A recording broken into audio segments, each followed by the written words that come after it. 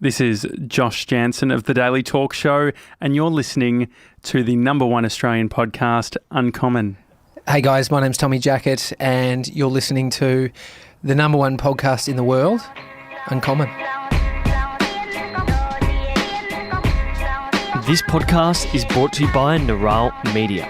Are you an entrepreneur or marketer who needs help making podcasts, video, or animation? Perhaps you don't have time to manage a freelancer or the budget to deal with an agency.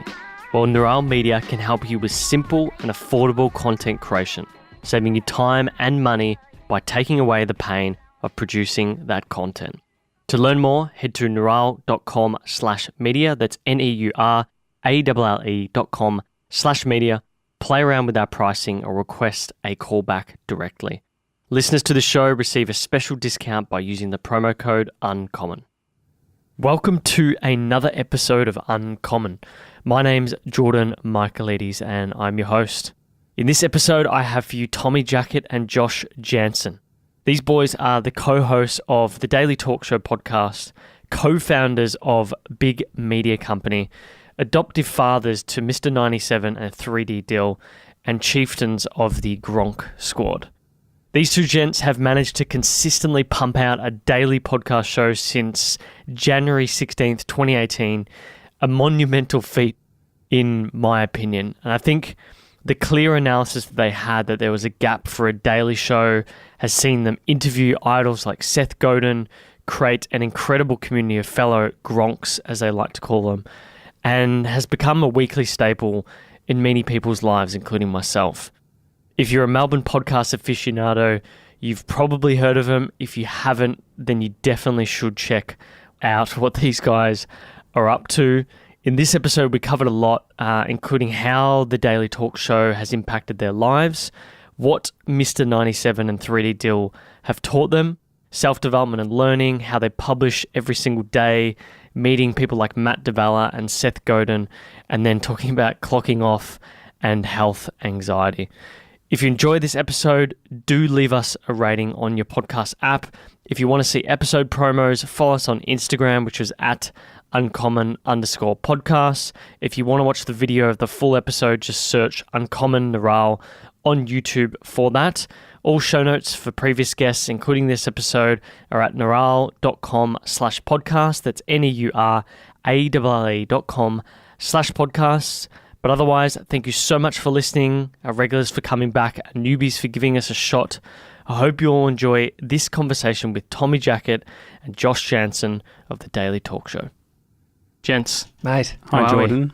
We are really well. Thank you for having us. I'm very excited to have you guys here. I've been slowly stalking your studio for a while now. Mm-hmm. What's going on with that? Our new studio that we've just moved into? I've seen the sort of behind the scenes, I guess you could call it modelling. Well, when people sort of get a whiff of what we're doing, we get another lease and we move. No, we've literally just moved from one building to another. So we're in a new studio, and the one that you might have been stalking was our old one in Collingwood. Okay. Yeah. And what about, like, because the other night I saw 3D Dill doing a bit of mapping, I guess. I don't know if this was a piss take, but no, it's legit. No, we've been. I love it that it's so good that people think it's fake. I don't know. A bit pantomime. You never know. It's actually a good point. I actually don't know if we can use it at all. Well, I was saying to Josh, I don't know what he's doing, but it looks amazing. He was doing 3D renders of what a new desk shape could look like in our space. Which has been a big pain point for us. So we've done 340 odd episodes of the podcast every day since January 16 last year. Yeah. Video since 2:30 as well. Yeah. 2:36. Yeah, so started filming a year in. So January this year we started filming them all. Mm-hmm. And so then all of a sudden it added an extra element, which is like, if we have a guest on, how are we going to film us so we don't look awkward? Yeah. And so for the last, however many episodes we've done filming, we've just had the person next to us, and it's a bit like a tennis match. They're sort of it's like you're at a bar and you've invited someone to just sit in the middle of you. Yeah. It's there's either two. It depends on what you've got available. The thing is, you guys have exceptional camera equipment. So I think people would appreciate the quality of the video as well. I don't think they'd be sitting there playing their violins about the fact that it's not like a crossover, if you know what I mean. Well, I hope so. I mean, it is expensive cameras because they're for our business and what we do, our bread and butter. But I think it's like the experience. You want people, and we've realised that it's more so about the experience that we can offer. The peppermint tea, we need to step our games up.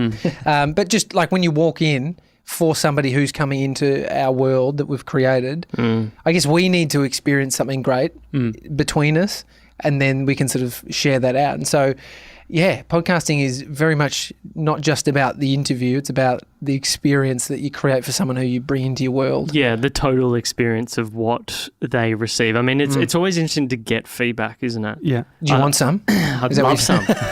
Seriously, it's one of those things like I think you guys had Lewis Spears recently. He's really good for that. He'll be very honest with you. Yeah. And he's great for just, he pushed me really hard to do the video thing. He was the last episode I think we did without video, and then the week after I just went out.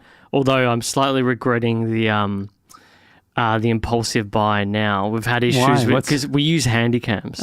So which are good because you turn them on and they work. Yeah, which is good. They work. The quality is good enough. It's 1080p. But it's like, I'm a bit of a perfectionist, so I don't like.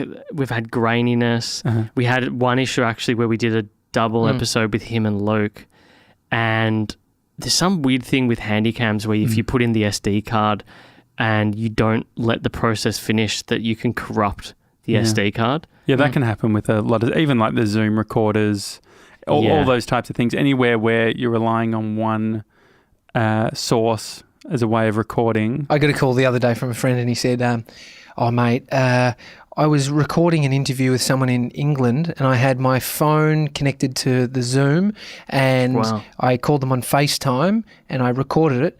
I got everything they said, but I didn't get a word of what I said. So it had only taken the recording from the phone, it's FaceTime, and not his audio. He's like, I'm just going to go through and re-voice the questions. I said, don't do that, mate. That's awful. That's too much effort. You could record 2, 3, 4 more podcasts in that time. Yeah. But isn't that what you sign up for, right? That's part of the game, isn't it? Yeah. That's what I was trying to chat to Mr. 97 about the other day is what sort of those off-camera things that we don't get to see very often. But he was quite candid. Like he was saying that you guys are very, like 90% of what you see on camera is sort of what you get off as well. Well, I think doing the amount of episodes that we're doing, and we're doing it every weekday, it's sort of like, I think we worked out pretty quickly that if you're the same version, it's a lot easier. There was one thing he said is maybe something that you don't get asked often is, and I was intrigued by, is how is this affect this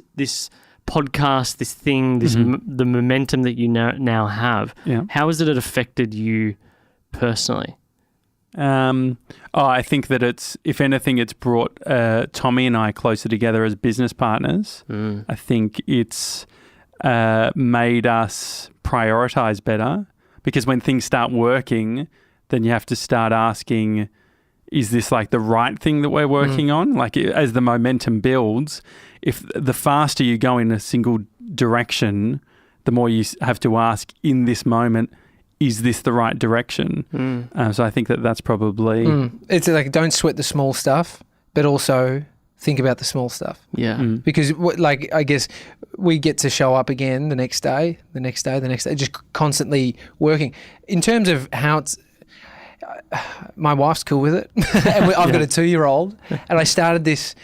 We started it when my son Bodhi, wasn't that old. Maybe just before he turned 1. But it's like anything. You just make it. You manage it to make it work. Yeah. And that's what we've done. But yeah, definitely. Yeah. Like the hard thing is when you are very much in your podcast world, you're sort of thinking about it all the time, I could imagine. And we do that, which you could go so deep into it that it just becomes this bubble. Yeah. But we love it too. So it's like we've created a world.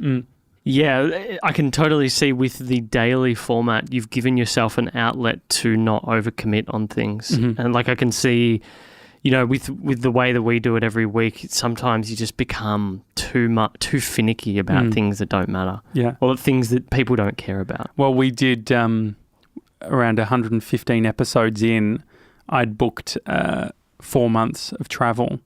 That's right. And so we did... Selfish. Yeah. We did close to 100 episodes where we're remote. We did it every single weekday. And so that meant being, you know, in a small island in Greece and getting 4G and getting up at 6 a.m. and, you know, Tommy waking up early as well on different days. Yeah. That stuff is good. Because I think it just gives you... I don't know how to really explain it, but because you just focus on the process rather than the outcome all the time, you just, through osmosis, you get better and better and better and better as each day goes by. You mentioned before about your boy. It had me thinking, because it's something I like to ask all guests, is what did you guys think you were going to be when you were kids? Like what job did you think you were going to have? Far out. I remember thinking something around chef, but I'm so glad I didn't do that. It's too hard for a bloke like me. I don't think I've ever heard you say that. No, so I left school when I was 17. So I found personal training, which was up there with the things that I was passionate about that I could morph into a career, like what we've done now with media. Apprentice type jobs, right? That's probably what you were looking at. Well, I did an apprenticeship before and I was like, this is hell, getting bossed around. And so then I found out I could become a personal trainer, and so I did my course, and sort of then I worked out that I could pave my own way, having my own business. So yeah, I'm not the one that sort of... Josh is very nostalgic. And I guess we're two different people, where I probably didn't have that thing that I set out to do from the get-go, but I worked it out. But Josh realised that he wanted to make films from the age of 4. Yeah, I started young. So I started freelancing when I was 14, doing video production. So it was a mix of radio stuff. I was really obsessed with radio, and then also video production. And less so the Hollywood sort of thing. I didn't necessarily want to make Hollywood films. I was more into... How annoying is your nickname's Mr. Hollywood now? No, but like I would... The things that I would parody when I was younger was stuff like The Panel or The Footy Show, or Steve Irwin, or All Aussie Adventures with Russell Coight. That was the sort of stuff that I was into. And so, yeah, my path has been fairly consistent around technology, video, audio, community management, that sort of thing. Which kids are now answering exactly what we're doing, which is, I want to be a YouTuber. Yeah. Like, that's all young kids say. Yeah. I'm sure I said I wanted to be famous. A lot of kids, that's the equivalent now of saying I want to be a YouTuber, right? Yeah. It is actually. Yeah. I do notice that more and more across my younger cousins and family members. That's just like a massive thing in their life that they want to do. What did you want to be? I don't know. That's actually, I feel like I used to believe, there was at one point I really wanted to be an architect. I don't know why. I feel like I met a friend of my dad's and I was like, he's a cool guy. Oh, the Brady Bunch? Wasn't the dad Was he? architect? I never really watched the Brady Bunch. I know it was on after school every now and then, but not regularly enough. I know that for a while I thought I wanted to be a soccer player. I thought I was going to be a star. Yeah, I never. You any good? Sort of athlete. I was pretty good, but I played like a high level of club football. But I could, you can just tell you're never gonna, you're not gonna play for Australia or anything like that. My dad was a printer. He was sort of 4th generation printer, so I had people tell me that a lot, that I should get into printing. Yeah. Oh, geez, I was going to make a dad joke then. What was he, an Epson or an HP? What sort of printer was he? Did you get shit? I was obsessed when I was a kid of business cards. Every time I had an idea, I would get a run of business cards done. I still have it. Yeah. I still do. I I don't do that now that I actually run a business, but I know what you mean. I used to do it all the time. It's probably the time you should do it, bro. I love smelling paper. Yeah. So I've got this thing. I actually chip off the old block, aren't you, Jordan? And just like fresh paper, that's been off the printing machine. I just love that smell. Is that nostalgia from being a kid? I think so. Around the house. I think so. I mean, we recently had. My grandma's had dementia for the last 3 years, and she passed away about a month or so ago. So I've been going through stuff with my dad and spending a bit more time with family, and it just, I think, it goes back to that old nostalgia. Yeah.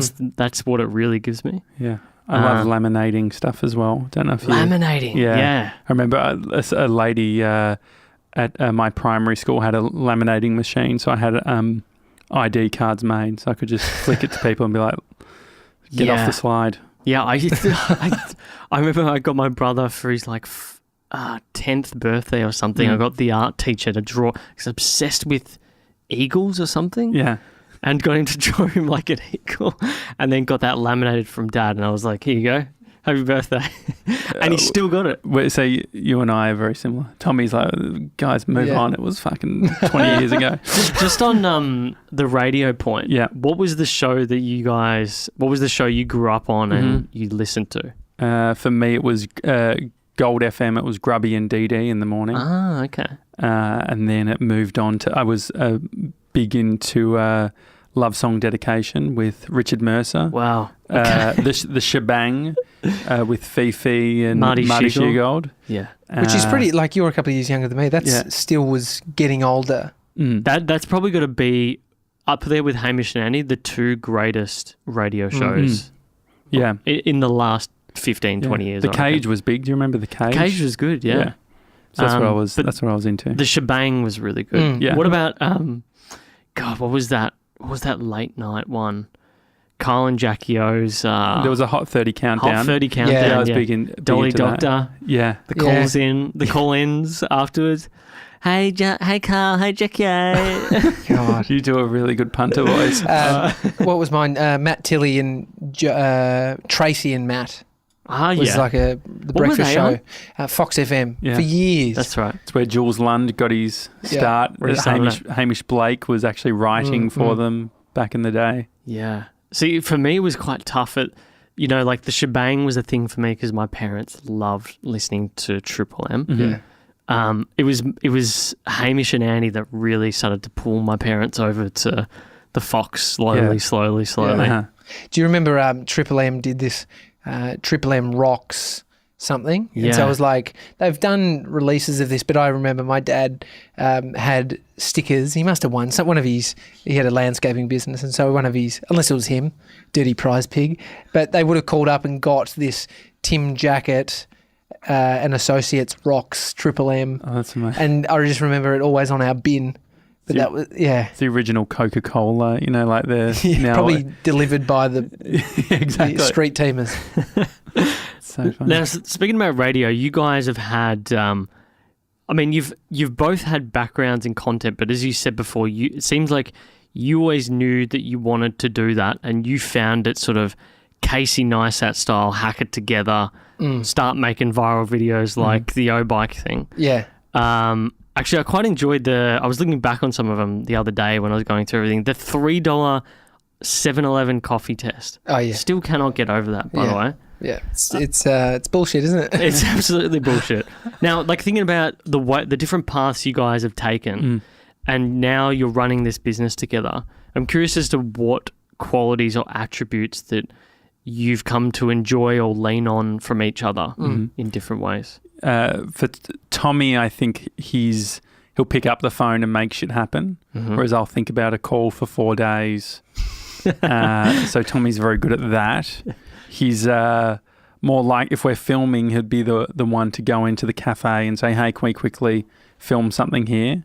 So he's either getting shit done, he's scrappy in the exact way that you need it to be. Just the producer that can get stuff done, but then the extremely creative in, let's just make this idea, mixing that scrappiness with creativity, which I think is great. Maybe that's where I find my creativity, because I think you're the same. You find it in that thinking. in that mulling over something, what's right, bigger picture, thinking about the small details and how it fits to that, which, is like, it's annoying if you're the opposite, but that's where you can divide and conquer. Yeah. Yeah, I can see very similar things between myself and my own partner and the business that we run together. There's always traits that you have that complement one another, I guess. It's interesting how you're more of that strategic style and you're just like bang bang. I'm definitely that type where I'll just go run in and be like, hey, can we do this? Blah, blah, blah. Yeah. And like compulsive buying, that is not a strategic way of thinking. I think like I'm probably the other thing too is I think we're both contradictions. So in some regards, I'm extremely strategic, but I also am obsessive, and so procrastination can lead to obsession. So I could obsess over a certain light that we want to buy, and then I found some microphone stands that I wanted to buy, and I'd been researching it for a few weeks, and then so Tommy gets text messages at 11:30 on a Friday night saying, hey man, like I found them, they're in Germany, I can get them direct, I've translated the whole website and I can put it through, happy to put it on my credit card and we can sort it out tomorrow. Hey bro, I didn't hear back from you, so I'm just going to go ahead and do it. And so then he wakes up in the morning with a German email. I thought it was spam. Yeah. Oh, wow. I know, I'm pretty sure you're talking about the low tech profile. Yeah. Oh, we were sussing those out as well. Yeah, you need to solder them and shit, like the mic ends. They're complete solder them overkill. or drill them sort of like into the table? Like... No, so you can do, so the ones that, this is very techy and for podcast people only, but the ones that we're looking at were the Yellow Tech, which is the German brand. It's the one that a lot of the stations are using, and they've got the two options. They've got the ones with the tally light, with the red light, the one without. Yeah. But they have the cable inside the actual unit, which you can't sort of take out, and so you end up with just sort of an end that you need to solder an XLR. Yeah, that's to. right. The actual XLR head that you have just here. It doesn't actually have it on there. It's just like a hanging cable. So a lot of people, if you bought them and you didn't know, you'd be pretty disappointed because you're like, fuck, I need to... Let's just say we bought them how many weeks ago and they still don't have the XLR head on them. We need to sort that out. No, it is. It's a part of the bigger play. Look, we were, like I said, I'm surprised you got it from the German website because maybe it was cheaper. I was looking at them and they also have them on...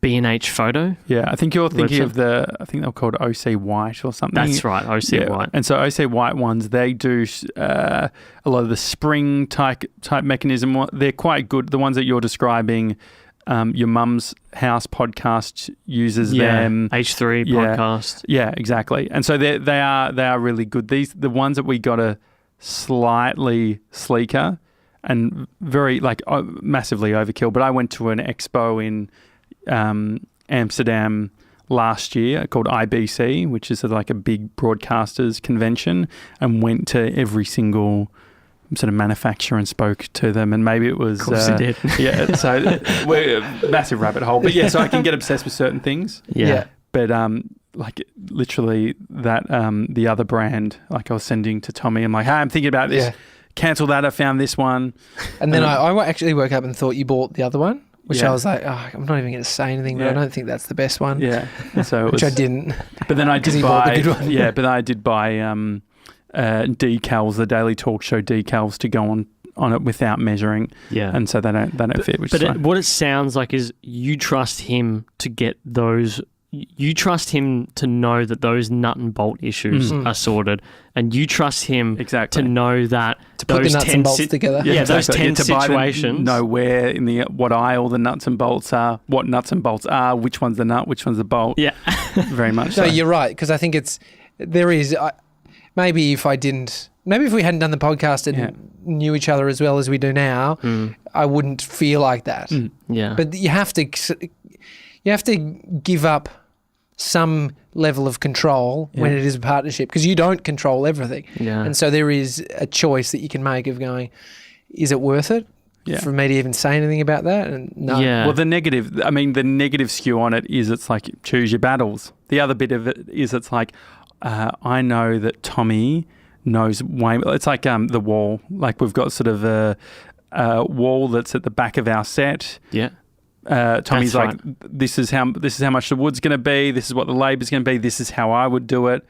And then I can provide input based on being a team and being able to nut something out together. But at the end of the day, I'm like, you do whatever you think is going to be best. It sort of feels like someone, in each different scenario, someone feels more strongly about it and will lead with that. You literally it's a great thing to have. You have to have that. I think that was the thing, that one of the first things that we worked out, which is like, who is leading what? And so whenever anything would fall apart, it was based on, I thought you were doing it. Oh, no, I thought you do. I thought you cared more. No, I thought you cared more.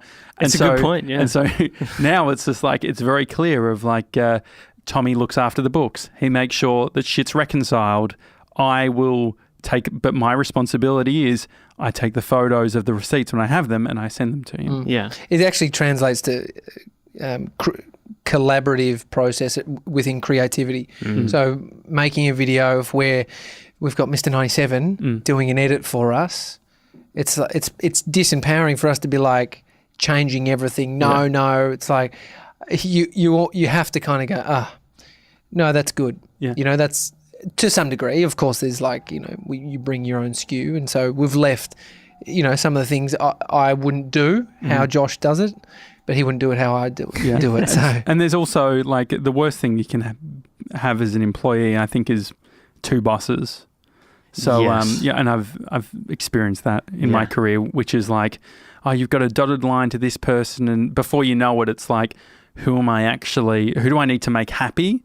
And so I think that we're pretty good with Mr. 97, where he knows in specific moments, my job right now is to make Tommy happy, or my job right now is to make Josh happy. And then based on that, he doesn't have to get that to, you know, play middleman of creative friction. Yeah. And I think he's appreciated that. I mean, one of the things he said to me was, it seemed he's learnt two key things from you guys. One is how to be authentic, just seeing that firsthand through having to do a daily talk show, but also the willingness to help others, which I think he's sort of taken on board to do it. Like he was speaking about 3D Deal coming over and how he's like raring to go to do that himself. So I was curious as to where that sort of ethos came from, that willingness to always help and teach and so forth. Yeah, I think it's, for me, it's from being like a younger person who didn't know certain things. I think part of it is out of necessity, which is like, we want to get everyone up to speed.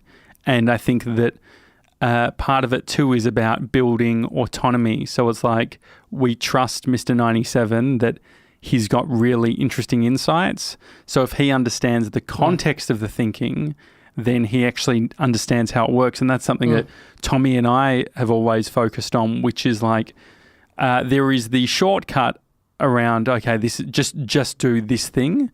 But I think that understanding the process, understanding the system, understanding the reason why we cut this way or we do it like that is because it gets this done, then means that there's autonomy in his role to say, based on all of this information, based on all this context that I've learned, I've actually worked out a better way. I think the other thing too is around, we were disenfranchised, both Tommy and I, in traditional education. And we don't think that, the school system, sitting in a class, reading a textbook didn't work for us. But we have spent hours on lynda.com, on YouTube, on trying to figure it out. And so I think that one of the things that we try to employ is that self-development and understanding how it works. And if you can't Google something, like if someone doesn't Google something to work it out, then they're probably not right. I saw a guy and I Googled, he Facebooked, hey guys, does anyone know where I can create an ABN? Oh my God. If you took that time and put it into Google, you would actually work it out. It was so just like, people were asking, what's your business? Wow. But for me, was it a PT? No, it wasn't. So I'm pretty curious what his business is going to be. So for me, I remember writing down, I don't do enough of it now, but I was probably watching Tim Ferriss or something, or listening to someone that was saying, write your dreams down, write it all down. Like I do it, but it's not just at the regularity of what I used to. But I remember writing like, I want to create a community of people, and and it was around the creative stuff, like helping each other, and I kind of left it. I hadn't really revisited it. But I was thinking about Mr. 97 and 3D Dill, and I was like, we've attracted these people into our worlds that are similar to us. They, Mr. 97 emailed me, said, I'll work for free. Yeah. And, it's things like that I've done of just, cold emails, and opportunities have come from them. And 3D Deal, that's exactly, like they inspire us. Yeah. And so if we can inspire them, they're inspiring us. It's like, that's when the community, like we're flourishing in that. Yeah. We're impressed by each other, because you don't want to be around people that don't impress you. Yeah. No. I think it's also the balance of you want people who have similar core values, but then also have different perspectives as well. And that's what's challenging. So Mr. 97 is super empathetic and compassionate, and someone who will think about different perspectives that we're not thinking about. And so I think that that's part of it too, is we want to be challenged as well. So we like when it's like, oh, well, why are we doing like that? How can we do it better? And part of that is, in the way that we approach work. So it's like every morning we have a stand-up where it's like, okay, what's everyone working on? What are we thinking about? And then we have the tasks, and that there's accountability. Mr. 97 has jobs that need to get done. And so if they don't get done, he knows personally whether he's done a good job that day or hasn't. And so it takes out all the need of any sort of performance management or anything like that. This is the creative process. Yeah. Yeah, and it goes back to that old Trello and Asana stuff as well. We were talking before about the Asana evangelist that I met, but it just changes the situation, doesn't it? It makes it, at least I can tell from those guys, a way more enjoyable situation to be in as well. Yeah. Well, I think that part of it too is you can get obsessed on the tool, but for us it's the tool. If the tool was to ever get in the way of what we're actually doing, then we wouldn't use it. We've got a whiteboard, and there's some cases where it's like we're using the whiteboard, but it's really it comes down to communication, because I think that any time things haven't worked out, it's because the other person didn't know that they were meant to do it, or that it needs to be done, or whatever it is. So it's like, how do we hack the communication conversation so that it's actually happening and it's a standard thing, and it's weird if we're not communicating. Yeah. Do you think you've learnt from having those guys around you that not to be challenged, but having that environment of challenging ideas? Like as in, when you're on your own, let's say when it's just the two of you, you would do it, but it's not, sometimes it wouldn't be as forced upon you, whereas you've got the responsibility of these two other people now. It's why we started the business in the first place, was because we were working by ourselves, and you're in your head, you're thinking about the decision you need to make. Yeah. And it's one-sided usually. It's all your biases, it's all your beliefs. Assigning yourself tasks in Asana is pretty lonely. Yeah. Asana's probably not best for individuals. I'd do that shit all the time. I think they've got like a 5-seat minimum as well. Like, so you're going to pay for 5 members. Yeah, exactly. Anyway, so we needed to basically we just needed to fill up our Asana license. But so I think there's that. Why we started it was to bring our minds together and have that sort of, the conversation around everything we're doing, different opinions. But then you see how like getting it, I think it's been easier to get people in on our circle now that we're together. Yeah. Before, as opposed to when we're individuals. Yeah, more gravitational pull. Yeah. Well, also like I think there's clarity in what we're doing. Yeah. But I think the other thing, reflecting now, Collis and Cyan, who founded Envato, like a great tech company here in Melbourne, I reported into them when I was working there. And so I had... So you were there in the early days? Yeah. So when would it have been, 2013 or something. So they were hiring 70 people at the time when I rocked up, and I was reporting into them. But having great role models of leaders who were like, hey, like we've got this big business or whatever. It's like, what do you think we should do? They let me spend 3 months traveling the world filming projects. And so that sort of autonomy, and I've seen all the different versions of management and leadership through sort of the different jobs I've had, and I've always sort of said, they're the type that I want to. They're the best. Yeah, that's what I want to be. Yeah, I've been lucky enough to work in the tech and fintech space, and Envato is sort of the story, aren't they? Yeah, bootstrap business as well, pretty much. Yeah. Whereas like an Atlassian is, raised a couple billion here and there. Yeah. Jeez. I was thinking about when you were coming in and the lessons learned from running a daily show. We were just chatting before in the kitchen about my partner and producer Lauren said, I don't know how you do this daily thing. I'm curious as to, before anyone started seeing the video, when you first started out, you obviously had this idea, look, no one's doing daily in Australia yet, really. I think only Hamish and Andy have just started doing podcast only daily. Well, yeah, they don't even do, like they do their one a week or whatever, but there's, outside of radio shows that are repurposing for podcasts, no one. No. So how soon did that responsibility really dawn on you? Like you clicked play on or publish on episode 1 and it was out there. Yeah, I think like if you've worked in tech, you've probably heard of the minimum viable product. Yeah. And so that's what we set out to do. I just made a film with Christian Hull just beforehand, and he was talking about how he'd done his podcast and he did 50 episodes before he told anyone basically on social media. And so when we started talking about it, that was something that Tommy and I both it really resonated with us. And so we said, okay, let's do, because we've many times done what I think is the common thing, which is grand statements, grand gestures. Guys, we're building this massive studio. Episode 1 coming next week, and we've done that enough times. We've made enough grand gestures to realise that the magic doesn't sit within the grand gesture. The magic sits in the consistency over years and years and years and years of doing it. So we started with like, let's do a mini gesture of 20 episodes before we even start talking about it. There's motivation in grand gestures though. That's the annoying bit. Yeah. Is because you get yourself excited, but it's essentially the gym membership and buying the new sweat gear, it's like that gets you a bit excited, but it doesn't actually make you stick at it.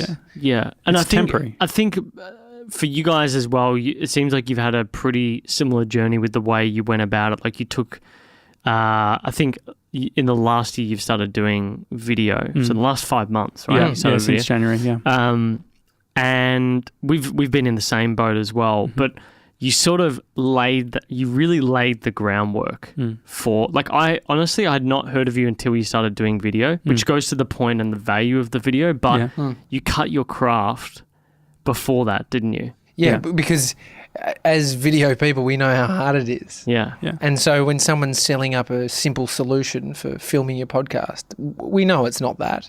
We know all the barriers. Yeah. And so for us, it was easy recording audio for half an hour every single day. Like that seemed like, that was a no-brainer. Yeah. And the other thing too is it's like that is our strength. That is our competitive advantage. If we were to provide what we were doing from a production standpoint to an organisation, they would end up spending $500,000 a year in production and time, and so that was part of it. But we know the pain of video, and so we were very intentional. Where it's like, if we've done this amount of episodes, we are only going to start doing video when we know that we can do it every single day. Yeah, and I see so many people giving advice of like, just start, just start doing, like I saw a guy say something like, I've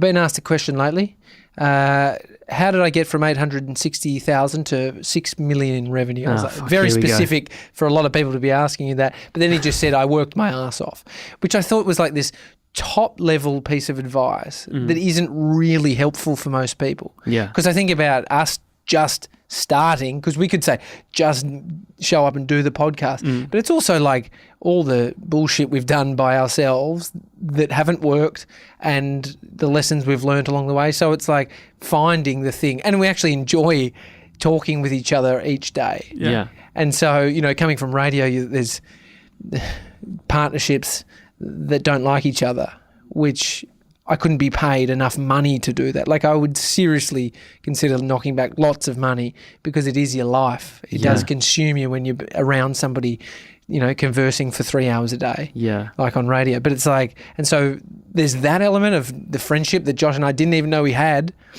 didn't know worked, very polar opposite upbringings and beliefs, and that works. And so, like, that's where it's like, that's a bit of luck, I think.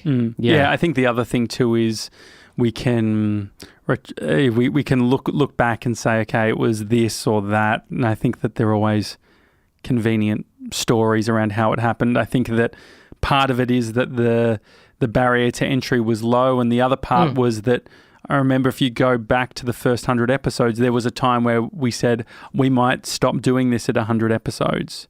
Now we've committed to, we're going to do this for 10 years. And the reason that we commit to 10 years is because it's like Mr. 97's on board. He's already said, I was telling Mum the other day, I'm like, it's on the show for 10 years and we're building and it's all happening. Yeah. And so, like,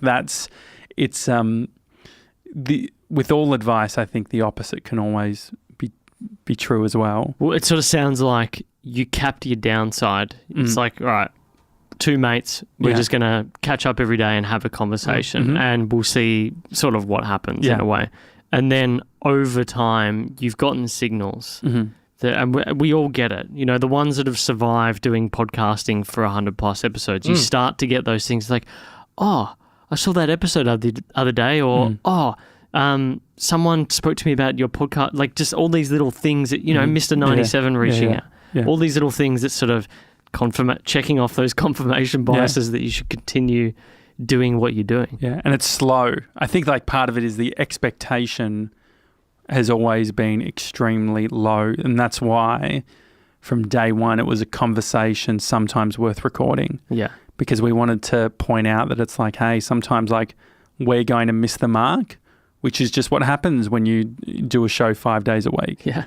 Yeah, that's totally true. It's funny, you said in Matt DeVala's interview about the frustrations with picking people's brains. Yeah. It's like, for me, that was the sort of the downside to doing the podcast was I got to pick someone's brain, but I offered them a bit of value as part of the process. So I was curious as to, with that, of all the guests that you've had, what sort of the guests where you've sort of sat there and thought, this is odd that I'm picking this person's brain? Well, before we answer, what did you think of the Diavella episode? Because the funny thing is, we feel like when we did that was before big media company was in operation, any sort of operational level. It was I was just coming off the back of my trip. Tommy met me in LA, and we did the stuff with, you know, Seth Godin in New York. I mean, I can't even remember what we talked about. I'm just curious. Curious. What was the Diavella episode like for you, listening to us now versus then? It was good. I would have not really, like, if I'd not looked at the date, I would not have known that it was that long ago. I had a sick tan then. Yeah, you did. It was slightly leaner. But how did you meet Matt? Tinder. Yeah, Tinder. No, it was Bumble, actually. Matt Diavella directed the film Minimalism. That's right. And so when I was working at Invato, I was doing all the video production content, and when Matt Diavella released Design Disruptors, which was a film that he made in collaboration with InVision. It was a film that he spoke to, I think it was 40-odd tech companies, and the user experience and design. And I saw the trailer and I sent it to Collis, because I was like, this is exactly like what we were sort of looking at doing, and we were sort of doing it at sort of that minimum viable level where it was those sort of small films. And that was just about the time that I was leaving Invato. So I started following Diavella on Twitter, and then he reached out and said, hey, I'm going to be in Australia in like 6 months' time. Yeah. And so, we just caught up for coffee. And he was telling me at that point, he's like, I'm thinking of starting a YouTube channel. Wow. So it was back then. Yeah. Wow. So right now he's at over 1.3 million It's massive subscribers. And so it was really cool I remember when he was doing Ground Up show, saying, watching a video and he would have 247 views or whatever. And I'm sitting there, it's been up for a day and I'm watching it. And so we've been good at getting internet friends that aren't psychopaths, essentially. Exactly. Yeah. Mr. 97 and 3D Dill, these are all internet friends. Yeah, I think part of our filter is celebrating people. Yeah. And so in some regards, it's like we talk about, like this probably seems sort of slightly psychopathic, but is that like picking winners type of thing? Like I think that Tommy and I are good at picking winners, whether that's picking ideas or picking people that we think are doing awesome stuff. I think everyone has a vibe or a sense of like they're doing awesome stuff, and we don't know whether this is the thing that they're going to. This is going to be the thing that pops for them, but we really believe in it, and so that's almost like there's this underlying venture capital game, if you will, that everyone's playing, which is like, where are you picking? Who are you picking? Who are you sort of. Before Diavella was, had what he has, we were supporting him as much as we could. And that's, I think the interesting thing about this stuff is you can actually watch nowadays someone go from, 0 to 100 over the course of, a few years. Well, I think you just, through what you're doing naturally, you find the people that have the same passion as you do. Again, when you're in those years where it's 200, 300 views, whatever it may be, and they're just chipping away, like just continuing to go through the process and sort of you make friendship on that grind together in a way. Yeah. Well, I think that it can be a lonely pursuit otherwise. Yeah. And so I know that we can be our biggest critics. And so if that we can help each other and be and celebrating other people, it also feels like it takes the pressure off us as well. I found on Matt's interview, it's probably the best interview that someone else has turned the mics on you guys. Yeah. There was Give yourself a chance, mate. I mean, I found that until now. He was just very good at opening up topics that hadn't been discussed with you guys before, which was a lot of help for me doing my research. Yeah, great. What was the question that you asked before? I was about picking people's brains. The guests that you feel you've sort of sat there, apart from Seth Godin, because I want to get into him in a moment. Yeah. But the one where you've just thought, wow, like I'm doing this. I'm doing this thing. I mean, Hamish Blake was fun. It was just a different side to him as you hear, or, I think he was more who he is really on the podcast than, the sort of energy he brings to his own show, which is a performance element. And it was also, I think, the generosity of that specific episode. Yeah. He'd committed to us, I think it was a month prior, and it turns out that he had a flight from Sydney, and so he went from Melbourne Airport and rocked up at the place that I was house sitting at 10 at night, and we did the podcast and got it up before midnight. Wow. That was like almost the only time we've missed it. Yeah. 10-minute window. Craig Bruce, who's, when I was in my, working for the radio station, he was the man, he was, what do they call him? Bruiser. The brew man. No, I never heard that. But he was like the guy who decided if you got on radio or if you moved to a bigger market. He was very influential. So he... that was a recent episode. That was a recent episode. Yeah. But for me, and how I saw him, to then being next to him and having a really honest conversation, he was telling us about how he departed, how much money he was on, the pressure he was under, taking the blame in some respects for what happened with Kyle and Jackie O leaving Network. I found that really cool, where it's like, this is amazing. Like, maybe it's like an internal win. You're like, fuck, what I thought about him and where he was in my world, and then this thing that Josh and I have then created that's given us an opportunity to then sit down and have this weird conversation that if I said to myself 5 years ago, like probably 8 years ago, he will, reach out to you and say, I love what you're doing. And then it's like, fuck, that's amazing. Yeah. That when you have that, that's sort of, it's very nice. It just reaffirms what you're doing. Like that had me thinking about, how do you guys pitch guests now? Yeah, I don't think we're in the business of pitching. Yeah, as in, do you just send them a quick email? Do you send them a message on Instagram? It's a relationship game for us. So it's, I guess that's been one of our strengths through what we've done with video production and tech and all that sort of thing. We have a bunch of mates that have done amazing things. So a lot of it is just. I don't think we've had that many people that are too far outside of the people that we know. So even the Seth Godin example, there was an email relationship and all that sort of thing as well. So, I mean, for me, the people that stand out are the friends of the show, the people who have just sort of have ended up sort of integrating themselves beyond just a guest. So, for instance, people like Gemma Watts, who has a podcast called Glow Journal and has a successful blog. Those sorts of relationships, or with Michelle and Zara from Shameless. That's right. Yeah, I think that for me, it is where we're sort of creating not just people who come and go, but we are actually building a community. Trevor Long's another example, who's a tech commentator who we've had conversations with him where he's been at the Consumer Electronics Show and he's doing stuff for Channel 9 and all the radio shows, and then he's doing the Daily Talk Show. There's also no desperation in our approach. And I think we have time. You've set the expectations internally where it's just like the worst case, two mates having a conversation. Yeah. Well, I've asked a few people and it's like, I'd love to.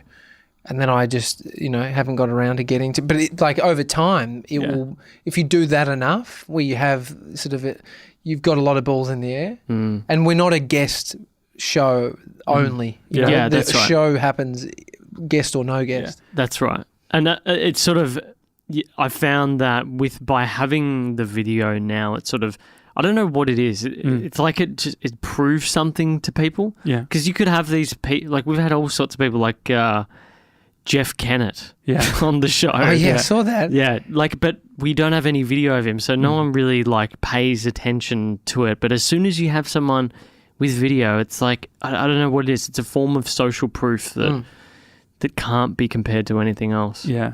It's interesting. It would be nice, looking back, it would be nice to have the Seth Godin episode as video, but in saying that, it was...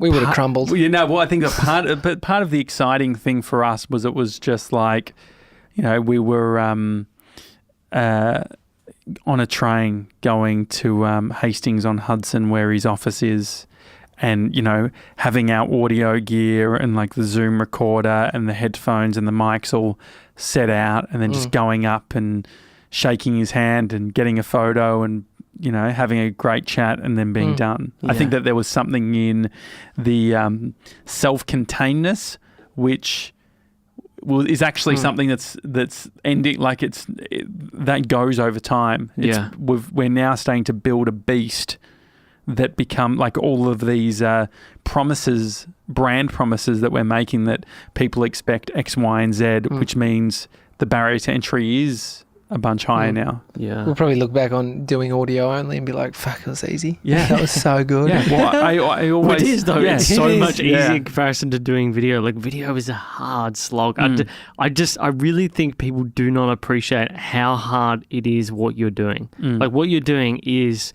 every day. Yeah. It's only 30 minutes, but fuck, like, it's a lot of work. Yeah. It's a lot of work. Yeah, I think that on top of the fact that you're trying to run a business. Yeah, exactly. And pay for all of it. Yeah. Because you guys haven't monetized the podcast yet, have you? No.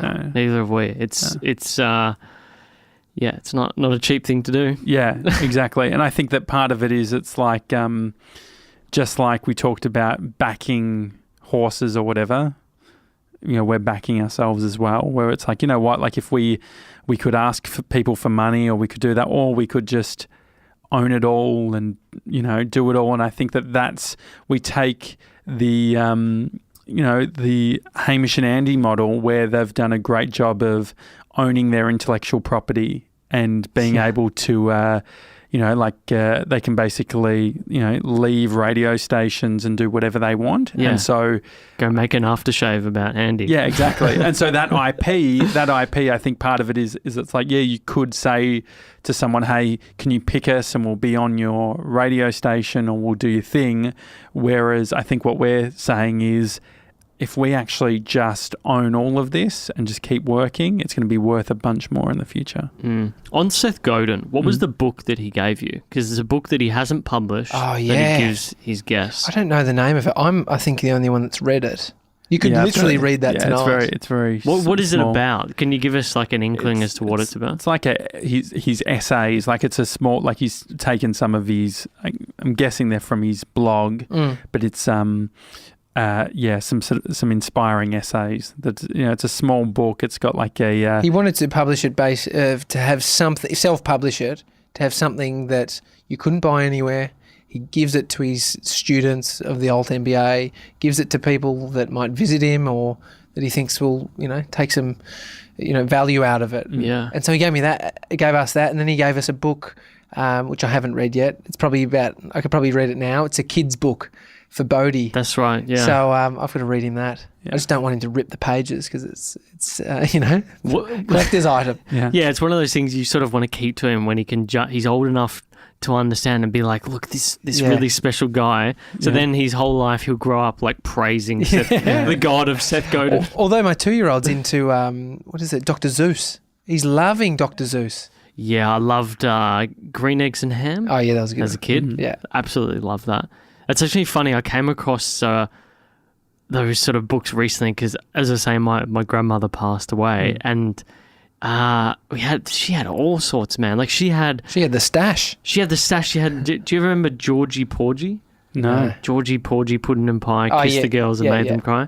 Like she had the actual books. It's like a story. Like there's a group of stories and. Did she have Grug? Grug. Do you remember Grug? No. Magic Faraway Tree or anything like that? Yeah, had that. Had a fascinating VCR collection, like Fawlty Towers, all original Fawlty Towers. Really? Pretty much every major Disney film from like the 80s and 90s. And that's a big deal because Disney are really funny about how they... Very, very funny. ...do things. What do you do with them? Sell them? Keep them? I feel like some of it was kept, some of it had to be thrown out because there's a lot of stuff there that is...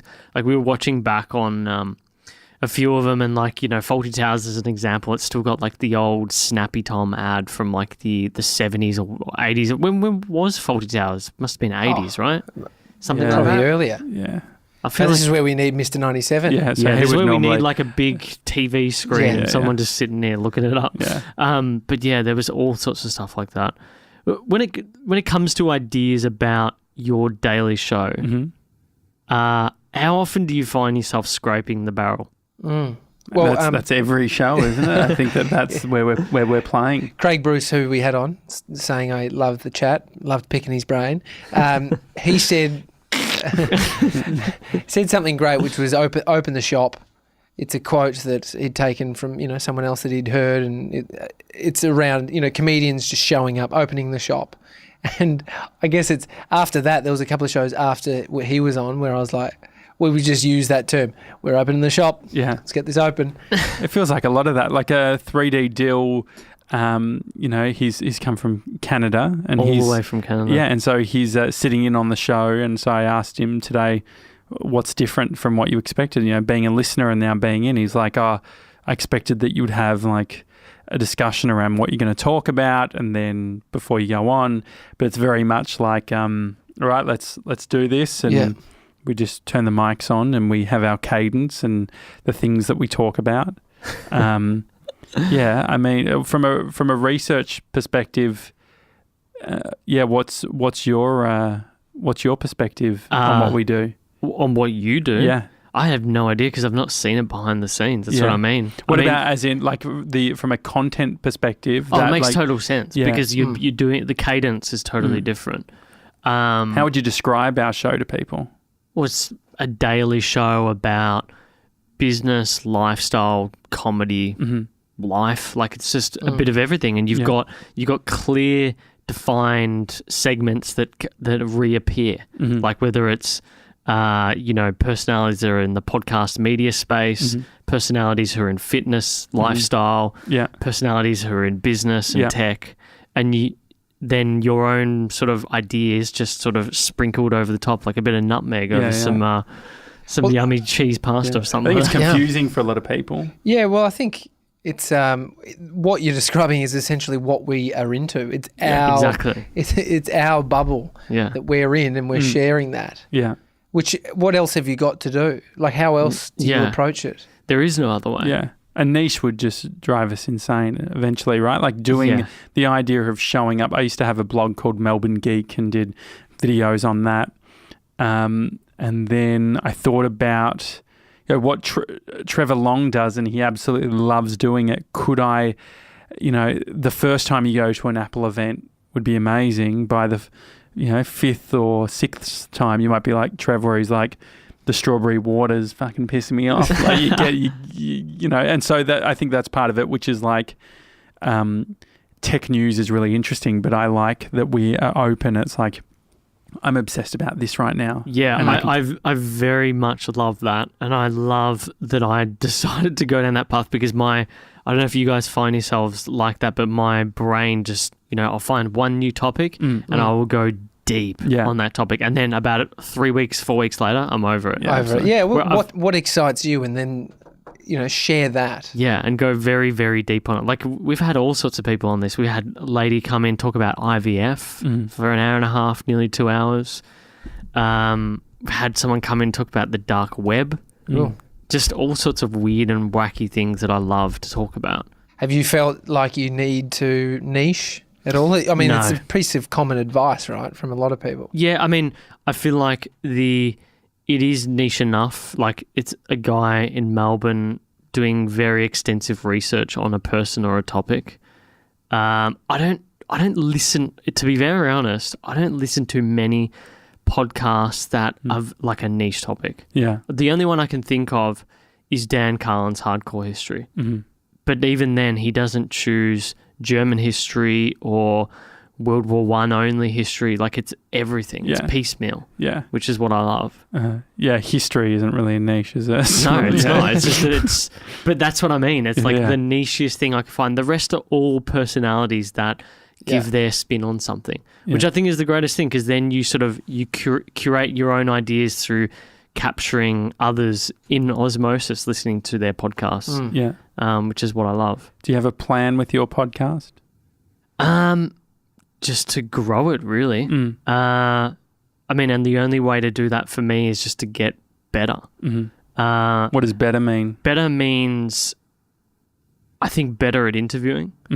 I've found that the way it started out is I was like, all right, I'm going to do 8 interviews. I just want to get better at speaking to people, basically.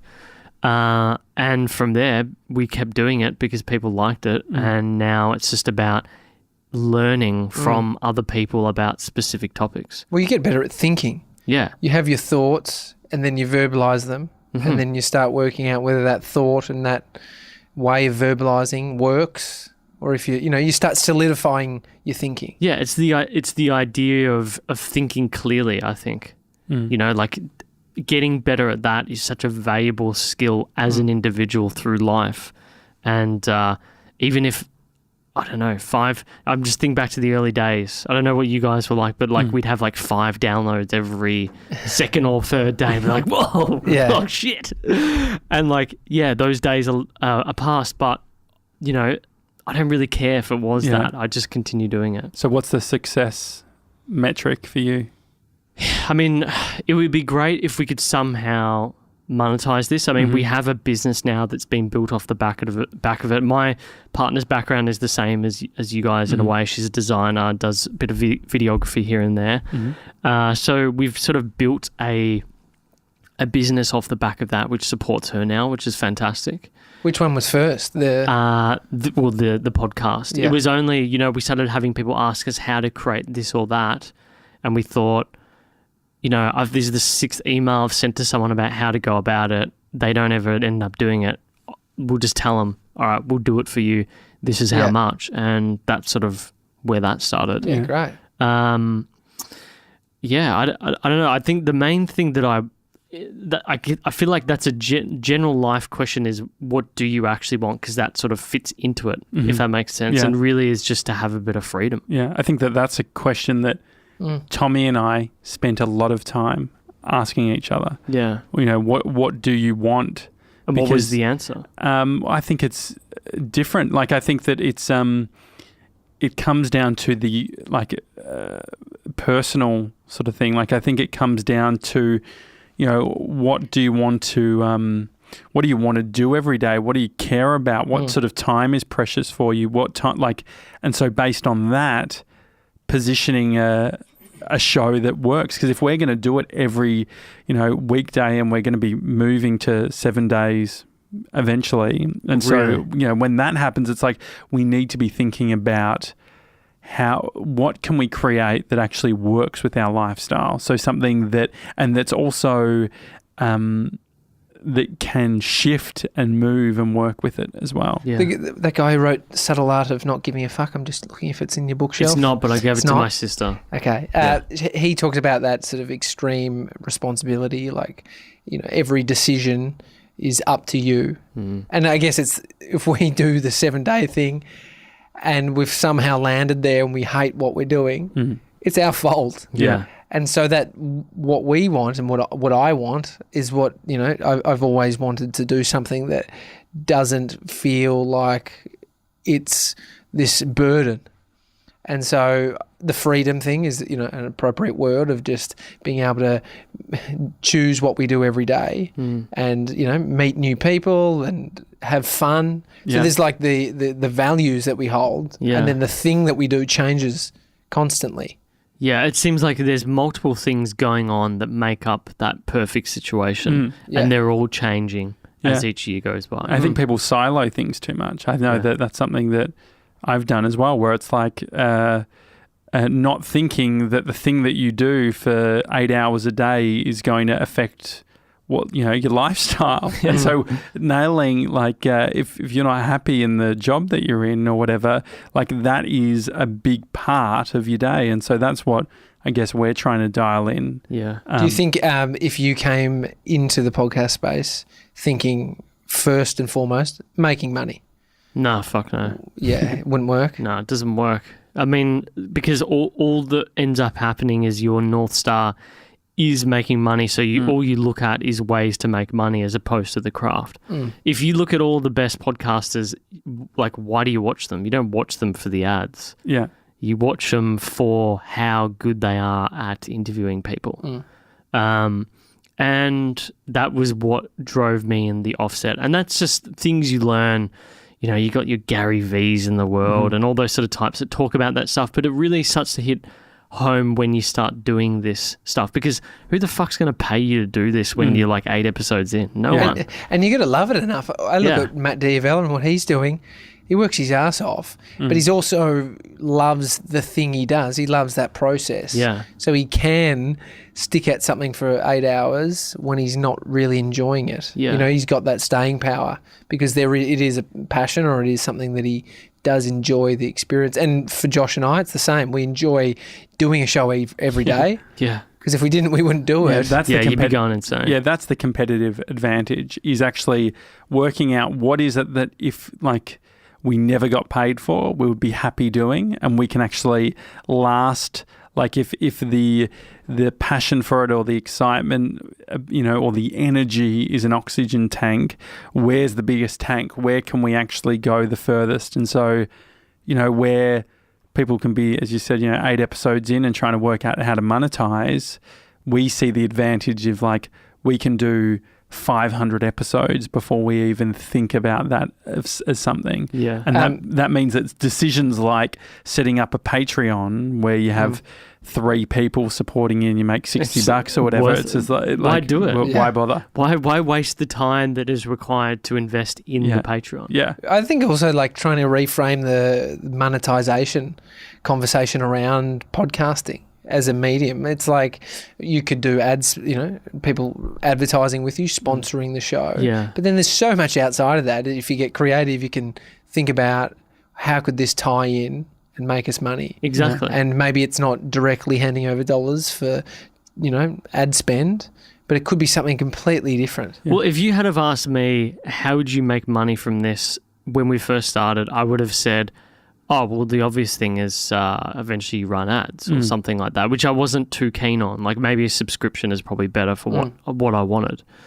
If you had ever told me, oh, it'll be someone, you'll start basically the equivalent of an agency, I would have just laughed. Yeah. Like, what? What are you talking about? But that's what we do in a way. Yeah. I mean, we, big media company, our production company, we're doing video work for a bunch of different clients. And it's like every month when we do some video work for Nando's, the, social media manager says, I saw the Daily Talk Show, saw you doing this, saw you doing that. And so it's a great touch point for us from a client relationship point of view. And they can be like, hey, we saw these great local guys who are making, have a clothing label, Itch Pig, and we have them on the show. Yeah. It's like, this is the relationship game. It's like everything can change, right, within the markets or the industry. But I think that the one thing that will remain is the people, And so I guess that's what, we're in the people business in the end. And what is then, I guess to turn it to you, what is the end goal here, that there is none? Well, I think that part of it is having our values, and then based on those values and what excites us, creating work. I don't think we've said it on today's show, but it should be reiterated. Having fun is really important.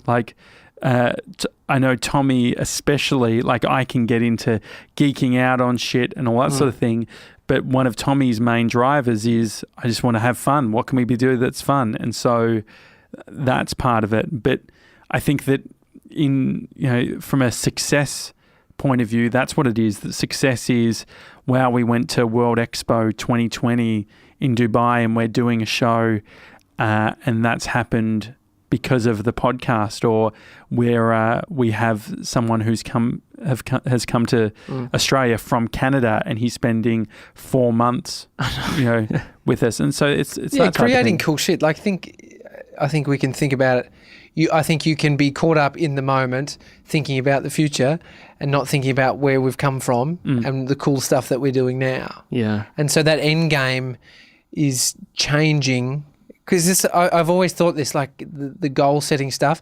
As soon as I've got close to a goal, it's like I don't see that goal as being the goal anymore. Yeah. Because you've changed. You're a different person. After doing 100 and something episodes, it's like you're a different interviewer. Yeah. The goalpost constantly keeps shifting. Yeah. Which is a good thing if you can be adaptable and not just transfixed on this thing that you think is going to be the end. Yeah. It's quite remarkable listening back to those early interviews, isn't it? Yeah. Do you ever do that? No, have you ever done that? Very rarely. Well, I've got worse. I've got worse at listening to anything. I can't. I think... So you don't... I guess it would be very hard for you guys. You don't really listen back to your daily episode. Yeah, we don't edit at all. We've Mr. 97. Yeah, well, Mr. 97 doesn't even edit. We don't edit the shows. The whole show. Yeah. And so, but he does the show notes. Yeah, exactly. He does all the show notes and all that sort of thing. But part of it is, it's we're treating this as live, and that's empowering, and it just sort of takes a lot of the guesswork. If after every show we had the opportunity of editing out every time we sounded dumb, we'll probably end up with a 5-minute show. But if you're constantly thinking, like I was thinking, time gives us the opportunity to try again and be a better version of ourselves. So tomorrow I can think about what we did today in my head, which we do. We're so we do internalize a lot about what we're doing. We talk about what we're doing. We talk about the show.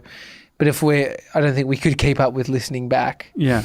Wouldn't be productive. For a while it was, but I don't think now. Yeah, I think that, I'm already thinking, I'm already in my head.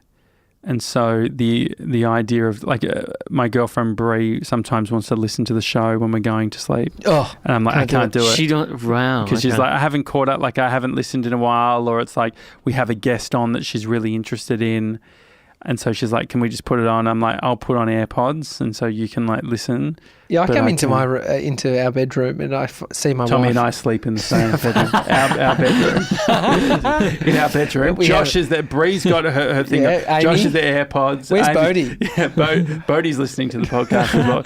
No, but I come in and I find my wife listening to our podcast and I'm like, fuck, that is so good. I don't know if I would listen to her podcast.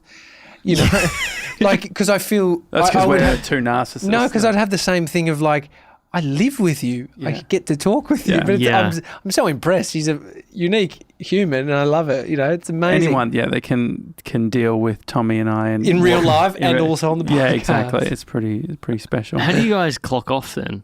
You know, like, do you go home and like, okay, this is it? I guess you can't really, can you? I don't think we're workaholics. I think we've got a great balance. I think that part of Tommy, having a young kid and all that sort of thing, I think it's I've got my routine from time I leave. But even like we've set some pretty good rules of like when we get in and when we leave, and like how productive is someone at 4 p.m. Really when they're getting stuck into some meaty work. It's like it doesn't exist. Yeah. Everyone's tired, and so we leave at like most days 5 and rock up at 8.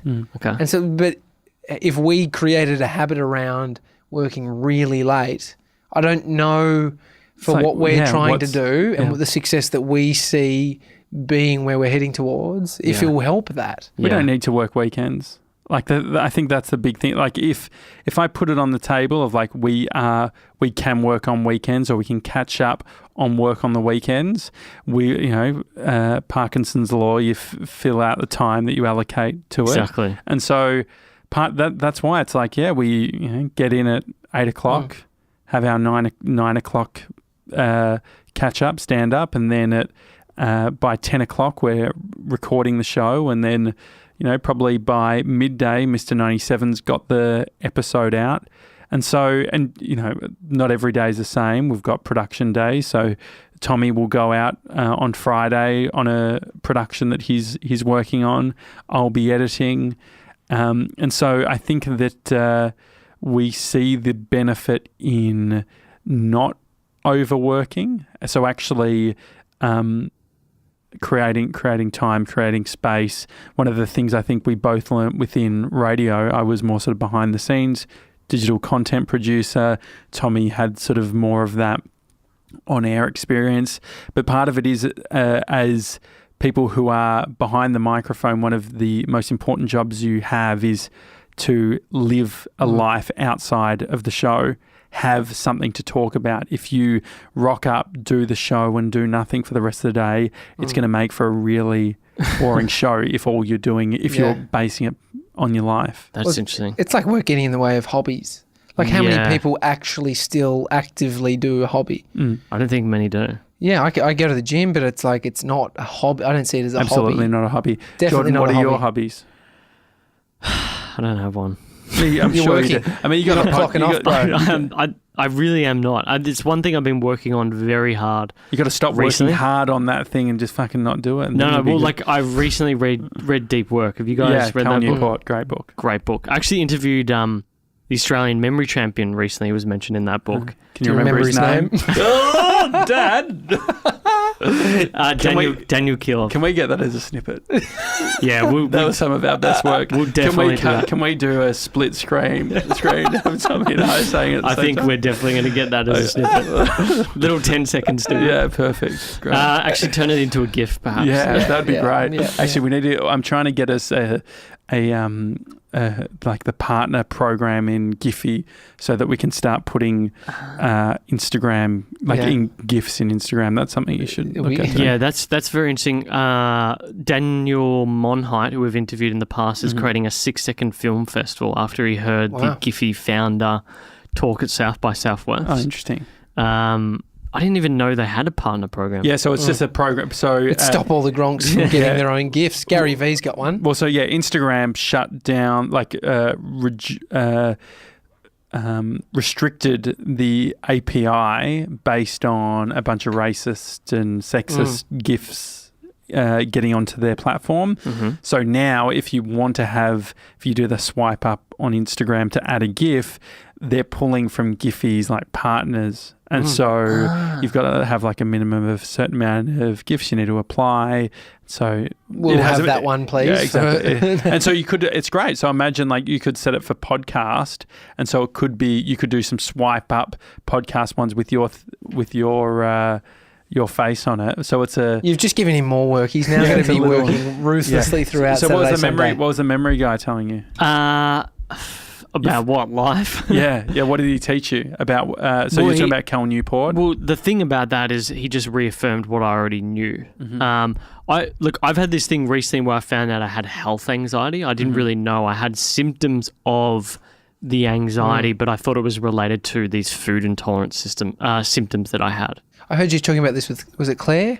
Yeah, with Claire Tonti. Yeah. It's been pretty brutal. Yeah, sounded full on. So what does that mean? Does that mean like you've got anxiety that you think you'll get asthma or something? I've got anxiety that I think I'll choke and die. Sure. That's the premise of it. What are you eating? I mean, a high chance that's not happening to you.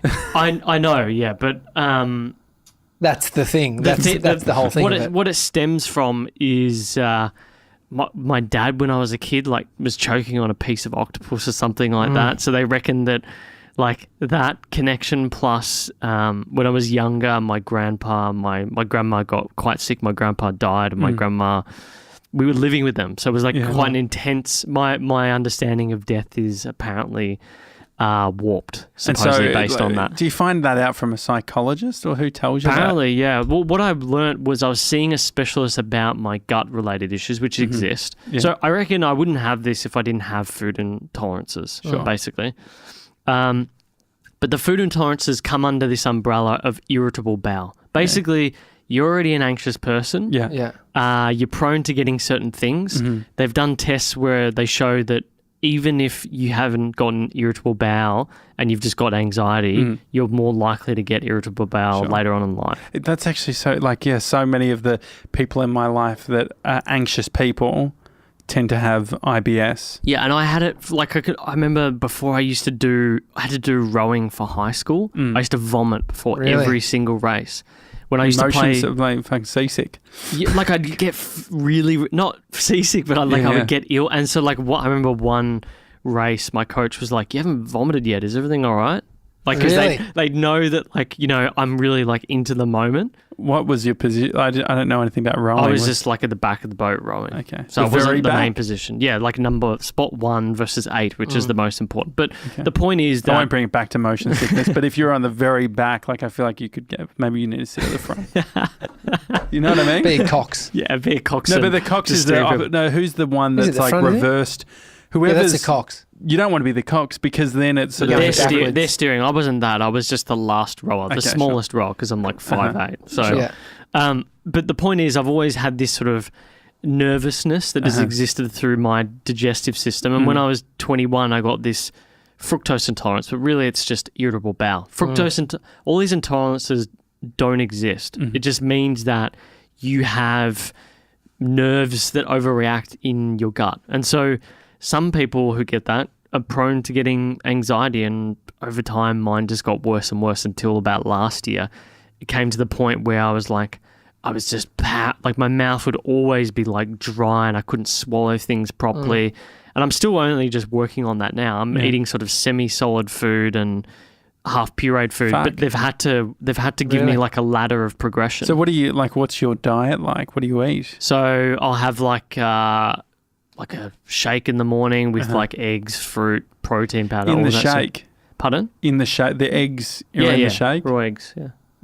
He's a big baby. He's never done that before. Yeah, I know. You're a bit of a sweet tooth. No, that's why you're fucking struggling to eat. You're trying to fucking swallow raw eggs. Did you do a cut out of everything and then start? What happened was when I first got the anxieties, I went all the way down to pureed food.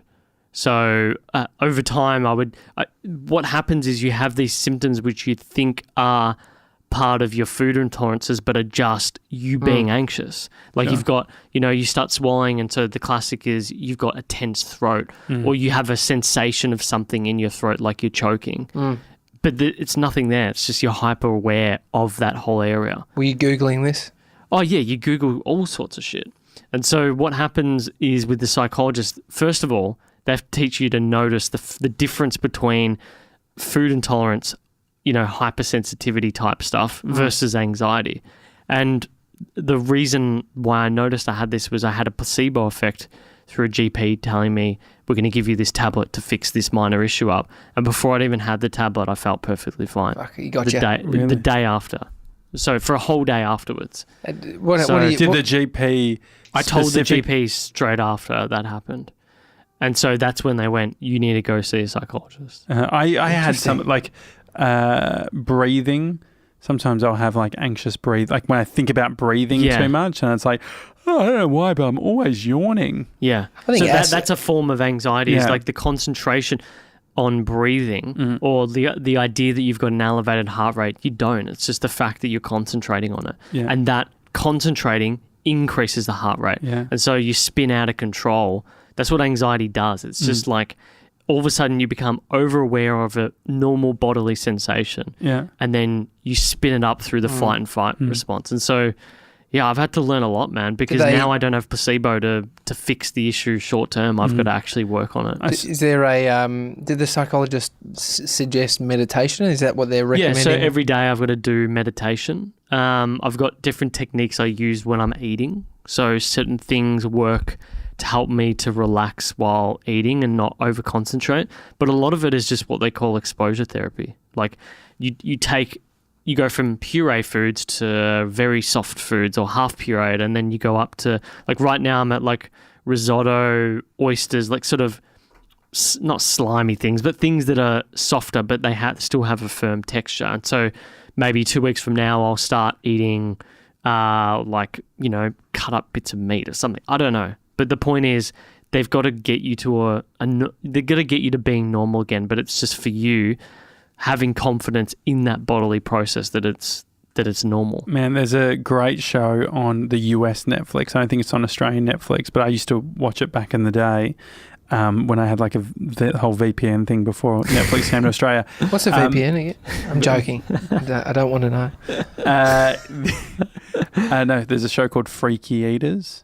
Freaky Eaters, right. You'd love it. Really? Yeah, it's just a guy who can't... These people who eat their dead relative, the ashes or cardboard or... Yeah, the one that I liked was a guy who could only eat burgers, and so the first test was he had to have a burger with lettuce in it. Yeah.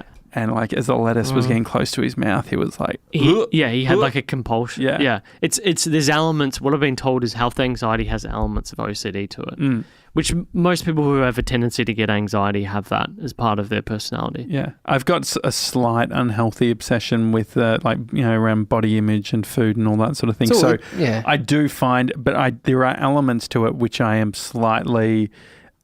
jealous of the your unhealthy things of oh man, in fact you'd be lean, you look great, you look super lean, but I guess it's still not a great. Well, how much of this is from when we were young though? What do you mean? I see I see my job as a dad and how I'm feeding my son and the schedule I put him on. I see how he gets into patterns. And it just becomes what he does, I definitely think you're right. I think it's part. I think it's 50% things that have happened to you in the past. I think that my grandpa dying when we were living at home with him, plus my grandma getting pretty sick within that 3 months of that, really my perception on death. I think was just strange. I think I'd think things like people just drop dead for no good reason. The bulk of why people die, there's an underlying cause that leads up to it. It's not just and that's where the flight and fight response would come in. It's I think we're back in the sort of Stone Age, fucking with sticks and stuff, and people just drop like flies, if you know what I mean. What sort of food can you eat? What's the craziest food that you can eat? What do you mean? The most solid. That's just what's my favourite food? Has this only just started happening? It happened late last year, so it's pretty recent. So you were a guy eating burgers and all that sort of shit, and then one day you're fuck, I can't eat this anymore? It was in waves. So let's say most of this stuff started the beginning of last year, so early 2018. And that was because I was treating this gut-related stuff. Sure. So we're putting everything into flux, so you're more likely to be anxious. It's like orthorexia or something as well. Like, there's one that's around like being obsessed with healthy eating as well. Like I totally know what you mean. But this is sort of different. Like, I realize now in hindsight that for a period of 5 years I was getting worse and worse and worse, but it wasn't the irritable bowel. It was just me, the underlying anxiety. And it got to the start of last year, 2018, and I thought I just need to do something about it. And I went and saw a gastroenterologist. She said, we need to do this, this, and this. And so I spent the whole year just doing all these fucking programs and, this antibiotics, this probiotic, do all this stuff. And it just, none of it does anything. It just makes your system more nervous. A lot of fucking yogurt. Just, stupid shit like that. Nothing changes your gut bacteria other than antibiotics and food. Like, probiotics don't do shit. Really? They really don't. I should tell my girlfriend Brie, because it takes space up in the fridge. Yakult? Nah, it's like it's in a little white bottle, but you have to get it from the fridge. There's only one... Like, it has to have living shit in it or something? There's only one that really... It's called VLC1 or something like that, but there's only one proven probiotic, and they give that to people who get a condition where they basically have... really bad diarrhea from a bug that they get, and they can die from it. Okay. This is not an ad for kombucha. No. Yeah. Kombucha's same thing. It doesn't do anything. Really? You should get like a NutriBullet deal or some shit. I got a NutriBullet. Get the deal now. Right. You need to get a deal. Monetize like, surely it's like, you've got Jared from Subway. You could be like... Never connect Jared or Jordan's name together, please. He's done it to me too. Has he? He's connected my name. What? Look, I'm fine. I can start eating like a sandwich, but it's like after... Like, I get halfway through it, I just the swallowing and everything. I become so anxious and like. Fuck, I like the idea of like, but not to put my radio hat on, but like it would be great to do a Fat Fridays at some point where we bring some food. We can start at sort of the liquid stuff, the shakes or whatever, and maybe the distraction of being on a show and it being content. We can have a fucking paramedic. Yeah, on site and stuff. If we had a paramedic on site, do you think you would eat a whole Big Mac and you'd be fine? Potentially, it would highlight the ridiculousness of the entire situation. It's quite timely. I'm reading this book at the moment by Tony Robbins. I don't know why my dad gave it to me. I've only ever read one of his books because I'm not like the only self-help I've really read is Tim Ferriss. Sure, and I've found particularly with what's going on these certain, I guess, exercises he has in the book has been monumentally helpful in particularly in the last week or so with this stuff. Like just highlighting how, like what you just did there was showing. So he talks about this thing of pain versus pleasure. You use these archetypes of like, if you continue going down this path, this is the image you need in the have your head about pain. If you turn around, you push back on this habit and you go towards the goal that you want, you associate this sort of pleasure with it. That the idea of having a paramedic in there and like making me eat a Big Mac or whatever just highlights the preposterousness of the situation. Or could break the pattern. Is that what we could be helpful by doing this type of content? Well, no. What it does is it when I get into those anxious moments in my head, which is what it is. You're just being introspective. It just pushes you out of it. Have you watched his documentary? Who? Tony Robbins. Oh yeah, you're not my guru. Not my guru. Yeah. I'm not your guru. You see him doing breaking people's patterns by swearing and using his hands, and he's got big hands. He's got huge hands. I've read a lot of books around psychology, like Jungian, psychology and stuff like that. And what he's done is really, it's sort of like Jordan Peterson as well. All they do is they take peer-reviewed ideas of psychology and turn it into something digestible. And I mean, we're all... Pardon the pun? Digestible? Yeah, digestible. But I mean, people who have anxiety are just too introspective. That's what I spoke about Daniel Kilov about, is people who are really good at memory, meditation, etc., are just good at being, outside of their body. They're just not too mental. How much is new in terms of people coming up with quotes? I was reading Nietzsche, a whole bunch of 22 quotes. I just found this article, but I was reading, he's an old philosopher, Yeah, I know Nietzsche. unbelievable. I don't. But the quotes are just so. You've heard them preached by so many people. Yeah. And not much has changed. Like he was saying stuff in the 1800s that is so relevant to today. Yeah, I think most things are a remix. Yeah. I think unless it's hard that is a science- remix, in fact. It is. It actually is. But I think that like most things are just a repackaging of what or like ideas that have already existed or are already out there. That's why I think that anyone that calls people out as being copycats or unoriginal, It's fucking ridiculous. Yeah, because we're all just. It's the most unoriginal thing, calling someone a copycat. Yeah, exactly. Because it's like, thank you. It's so. It's part of the journey. Whatever stage you're at, it's like you start off by parodying, and sort of, and you know, and that's how you get started. Yeah, it's like back in the day with MySpace. You have your MySpace page where you go on someone else's like, oh, I like that header. Yeah. Copy, I like this paste, background code. color. Yeah. Just look up the CSS. Yeah. Song. Copy that. you The use. song, yeah. Me and my partner are actually talking about that. Like people, these design awards for websites and stuff like that. It's like it's all a remix. It's all fucking Helvetica, guys. Yeah, it's all check the source code. Helvetica, New, Yeah, whatever you want to exactly. call it. Yeah. Look, I want to jump into some short questions to finish you guys off. What does your morning routine look like? Probably very different from each other's. Yeah. I'll speak for I'll speak for myself.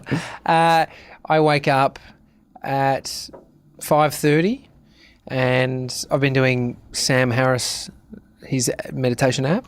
Do you like it? Yeah, I love it. Yeah, I just subscribed to it about a month or so ago. It's really good. And so I've got myself into a habit, which is, it's been amazing. And then I make a smoothie for my son and then I get him out of bed, change his nappy. Okay. Which I think looks like a smoothie. Which, yes, many times has. No, he just pisses a lot during the night. Really? I mean, I would too if I had a nappy on.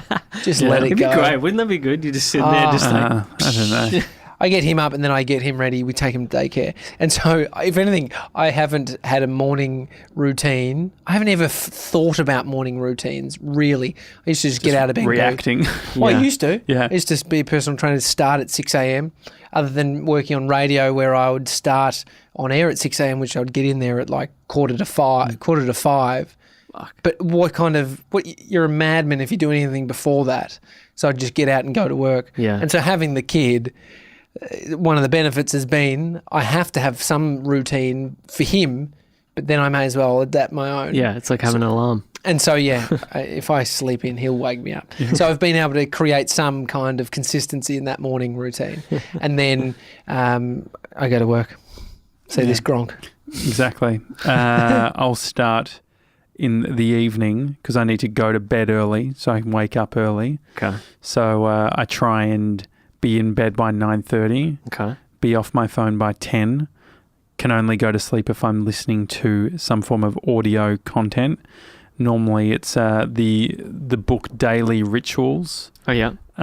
So I've listened to that probably 50 times. I just play it at whatever point it is and I put it on the hour timer on Audible. So I do that. I can vouch for it because we were in bunk beds on some production. And he's the first time I've ever been, actually as an adult, being Sleepover. doing little sleepovers. He's got some audiobook. He's got a podcast. It was Ryan Holiday's Obstacle. Ego is the Enemy. Didn't even know you could set a Great timer book. that'll shut it off and then you're asleep. Which the arrogance in me is always like setting it for an hour because I fucking go to sleep in 5 minutes. The only person who's listening to it is Bree. In New York, it was fucking me out in the lounge room sleeping thinking, are they still up? No, I've definitely fallen asleep. But the thing that only scares me more is the idea that I am still awake and it turns off, and that will really rattle me because I'm like, oh, fuck. I'll start thinking more and have to turn it back on. So that's probably, from an evening's point of view, 90% of the time it's some form of audio content. Sometimes if Bree has had a really big day, she'll be like, as a treat, can we sleep without any audio or whatever? That's true. And so we'll do that. Oh, mate, you blend your food. We've all got our things. That's a good point. That's a good point. can that be another snippet? I like that. That's quite good. But then we need to build in the context of the whole IBS, which is going to take too long to set up. But then in the morning, Bree goes to F45 at like 6 in the morning. I wake up at like just around then, 6:15. I'm up, shitting, showering, being all done by 6:45. And then my TV's a smart TV, not to brag. It's got YouTube on it. I don't even have a TV. Yeah, and so I'll make coffee, and so I have like a drip coffee thing. So I measure it all out, and I have that process, and I'll then see what's on YouTube. And normally it will be along the lines of either I'll watch some live radio that's being filmed. So in the US, there's a show called, I think it's like the Alan Cox Show, and it's a drive time show, but it's our mornings, and he live streams on YouTube. Yeah. So I'll watch a bit of that, or if Matt Diavella's got something, I'll watch that. And then Bree gets home around 7:15, and that's when I say goodbye. I have my bag packed, make sure I've gotten my Apple Watch from behind I leave that out of the bedroom. I haven't got it to the point of putting my phone out, but that's the next stage. That's the next step. And then how boring are people's morning routines? I was just thinking about my own and then listening to yours. I'm like, they're so personal, aren't they? They're just like, I've definitely doubled down on the detail, but then the big conundrum is always like how much coffee I have at home versus bringing into work. And so with 3D Dill is staying with me at the moment, and so I don't have enough to take to work, which is fine. And then did you want the long version? Yeah, from Josh as well. Can we snippet all this? And then 24 just for his Instagram, which no one will watch. Yeah, very true. And then it takes me between 20 and 25 minutes to walk to work. I get to pass Ozpost, so I check the PO box. There you go. Well, you committed to the detail, which I appreciate. That was actually that was the short version. Best purchase under $200. God, I didn't even make it. Actually, no, it wasn't under $200. It was AirPods. They are so good. I got given them. So $229. Yeah. Okay, so nearly got it. They are so good. Yeah. I literally there's just so many times it's happening where I'm just saying thank you, AirPods. Yeah. Skipping.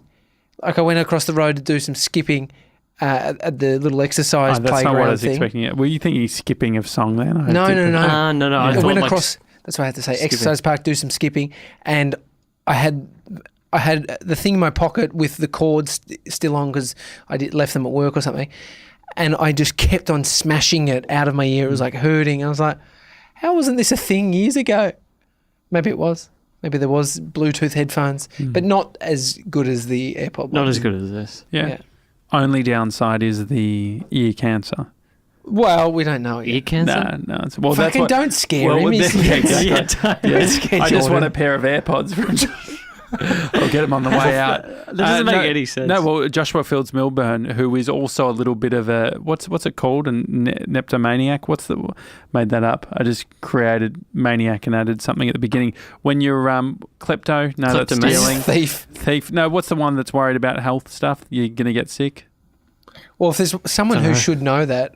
It should be you, Jordan. I don't know. But maybe there's sounds like anxiety. Yeah, so he's got anxiety. Yeah, Josh has a bit of that, but they were doing their favourite things, and he was going to recommend his AirPods, and then he said, "But the verdict is out." I think we know that it's going to be fine. If somebody's going to give us cancer, it's going to be like all the Coke Zero I drink. I said Apple probably have enough money to create the cure for the cancer that their product causes, and then they'll just give that away. Apple Health. Apple, fuck. Apple, yeah, it's Cancer Plus. Cancer. It's not a bad idea. Download the app. What about you? Best purchase? I just got a fountain pen. Okay. Which was, I think, maybe because I saw Neil Gaiman on Tim Ferriss's podcast. Yeah. And he was talking about fountain pens. And there's a great store in Melbourne Central and Doncaster called Milligram. Yeah. Yeah, they do a great fountain pen by a company called Lamy, Lamy, German company. Okay. And for about... I think the great process has to have solved a problem for you. I reckon I want to put rules on this thing. Could be anything. I bought a bunch of Pentel pens and I fucking love them. Pentel? Pentel is like this Japanese brand, but it's just a really nice pen. You got me Japanese. They do good stuff. Yeah, they go. They do. If you're against my one, then I get another one. You get another one, definitely.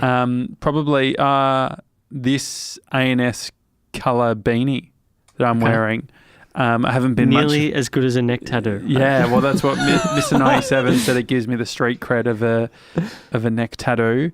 But it's a junkie in Abbotsford. Yeah, well, it allows me to fit in. Have you got $1? Yeah, exactly. It's definitely got that vibe.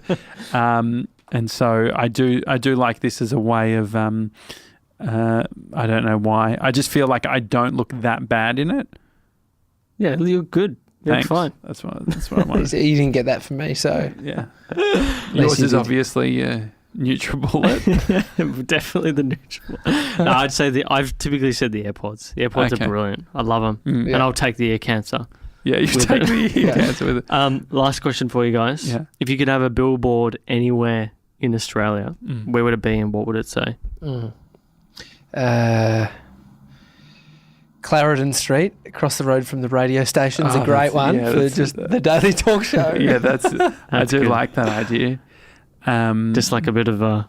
Yeah. Well, not even. It's just a funny... Like, I think Tommy and I are in the business of confusing the fuck out of people. Yes. And so I think it would be more the confusion than anything. Yeah.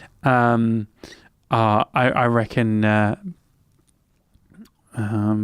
I'm probably thinking about this too much. Punt Road's a great spot. Richmond Station. I thought Punt Road was good. The ones that I'm going to cut out is just unacceptable. If anyone has said Times Square. Yeah, some people try and get it and I'm Did someone say Times Square? As people said Times Square. You don't stand out. I think it's an easy response. Like I've seen... I think that what's the big finance? What's the Dow Jones? Like what's the fucking the Nasdaq or whatever? Both of them. Yeah, they have billboard space or whatever. So anyway, not Times Square.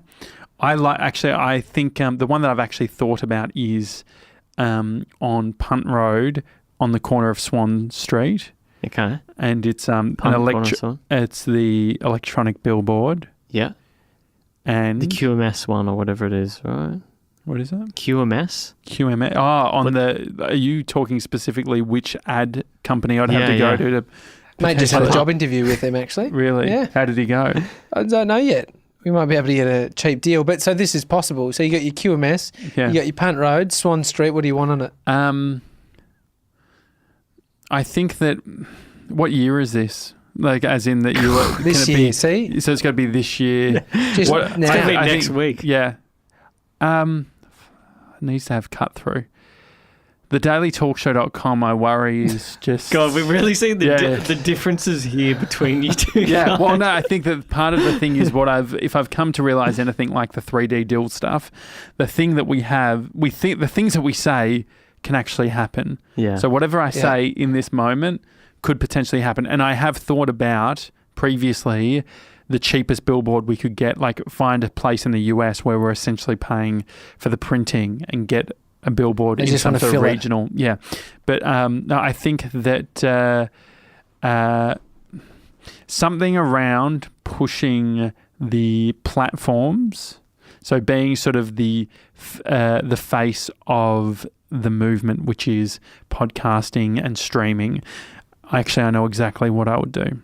He just asked you what would it say. Okay, so what it would say is...